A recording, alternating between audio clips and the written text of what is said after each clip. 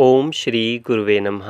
आप सभी को सादर प्रणाम। आज का हमारा यह वीडियो आधारित है पितृपक्ष की अनिवार्यता, महत्वता एवं विशेषता पर। इन सभी बातों को मैं आपको बताऊंगा, तो चलिए शुरुआत करते हैं।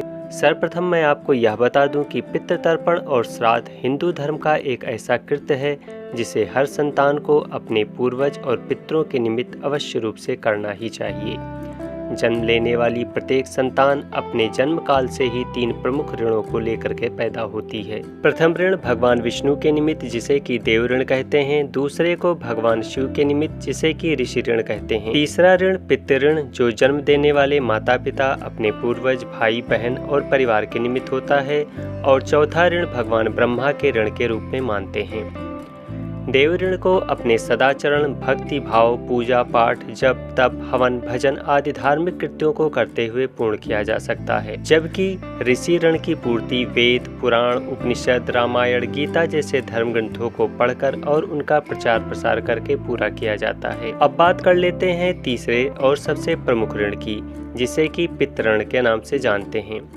यह ऋण माता पिता के जीवन काल में उनके प्रति सच्ची सेवा, निष्ठा, भक्ति, कर्तव्यपरायण, आज्ञा पालन आदि से किया जाता है। उनके जीवित न रहने के पश्चात उनके लिए प्रत्येक वर्ष पितृपक्ष में श्राद्ध, तर्पण, पिंडदान, ब्राह्मण भोजन, अंशदान आदि के रूप में करके पूरा किया जाता है। मनुष्य के ऊपर यह एक सबसे बड़ा ऋण होता है। इस ऋण को न मानने वाले अथवा इसका उल्लंघन करने वाले को कभी ईश्वर भी सहाय नहीं हो सकते, क्योंकि पितृलोक में बसने वाले हमारे पितर एक तरह से हमारे और ईश्वर के बीच एक सीढ़ी होते हैं। यदि पितृ प्रसन्न होते हैं तो ईश्वर की अनुकंपा भी प्राप्त हो जाती है, किंतु यदि पितृ असंतुष्ट, दुखी और अतृप्त हैं तो ईश्वर भी कुछ नहीं कर सकते। इसलिए पितृ ऋण को प्रत्येक संतान को पूरी श्रद्धा एवं निष्ठा के साथ चुकाना ही चाहिए। अब मैं आपको बताता हूँ कि किस पितृ का श्राद्ध किस तिथि में करना चाहिए। भाद्रपद मास की पूर्णिमा से लेकर के अश्विन पक्ष की अमावस्या तक के 16 दिनों की तिथियों को पितृपक्ष कहते हैं। इन 16 दिनों के दरमियान पितृ अपने वंशजों के सबसे ज़्यादा करीब होते हैं और अपने वंशजों से अपने आत्म कल्याण, अपनी मुक्ति, अपनी तृप्ति की उम्मीद करते हैं।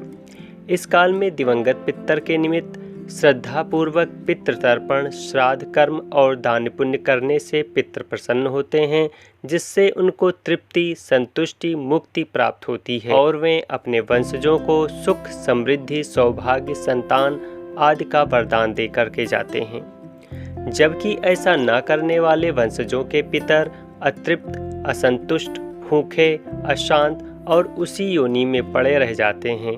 भूखे, प्यासे, दुखी और अतृप्त होकर वह क्रोधित होकर के अपने वंशजों को अभिशाप देते हैं, जिससे संतान बाधा, धन हानि, अपयश, कार्यों में असफलता, धन संपत्ति होने पर भी उसे उपयोग न कर पाना, पारिवारिक कलेश इत्यादि तरह तरह के कष्ट झेलने पड़ते हैं, जिसे कि पितृदोष के नाम से जाना जाता है। यहाँ श्राद्ध के लिए पक्षों में कोई भेद नहीं है, अर्थात शुक्ल पक्ष में मृत्यु हुई हो अथवा कृष्ण पक्ष में। पितृ पक्ष में उनके लिए श्राद्ध का विधान इसी महालय की तिथियों में किया गया है। अज्ञानतावश कुछ लोग ऐसा भी करते हैं कि जिस दिन पितृ की तिथि समाप्त हुई एवं श्राद्ध कर्म को कर लिया, उसके बाद से वह पितरों को जल तर्पण भी नहीं करते। यानी कि मान लीजिए किसी का श्राद्ध पंचमी तिथि को था, तो वे पंचमी तिथि को श्राद्ध करने के पश्चात अपने पितरों को जल तर्पण करना भी बंद कर देते हैं, जबकि ऐसा नहीं करना चाहिए। यह 15 दिन का एक पक्ष उनके निमित्त है।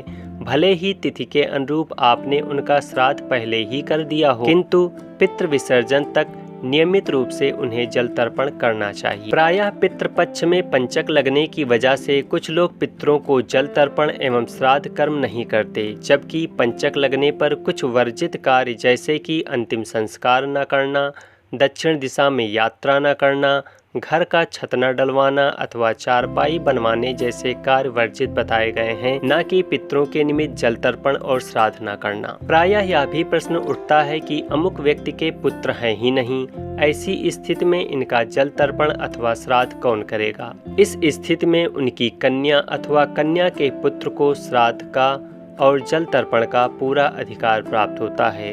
इसके साथ ही परिवार के कोई भी सदस्य उनका श्राद्ध कर सकते हैं। पितृ प्रसन्न तो सभी देवता प्रसन्न। श्राद्ध कर्म से बढ़कर कोई भी कल्याणकारी कार्य नहीं है।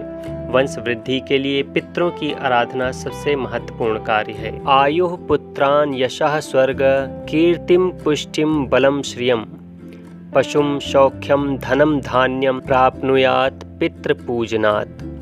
यमस्मृत श्राद्ध प्रकाश। इस श्लोक के अनुसार यमराज जी का कहना है कि श्राद्ध कर्म से मनुष्य को 6 तरह के लाभ प्राप्त होते हैं। पहला, श्राद्ध कर्म से मनुष्य की आयु में वृद्धि होती है। दूसरा, पितृगण की कृपा से ही वंश की वृद्धि होती है और संतान एवं पुत्र की प्राप्ति होती है। तीसरा लाभ, पितरों के आशीर्वाद स्वरूप ही घर परिवार में धन धान एवं समृद्धि की वृद्धि होती है। चौथा लाभ, श्राद्ध कर्म करने से मनुष्य के शरीर में बल एवं पौरुष की वृद्धि होती है और यह कर्म मनुष्य को यश व पुष्टि प्रदान करता है।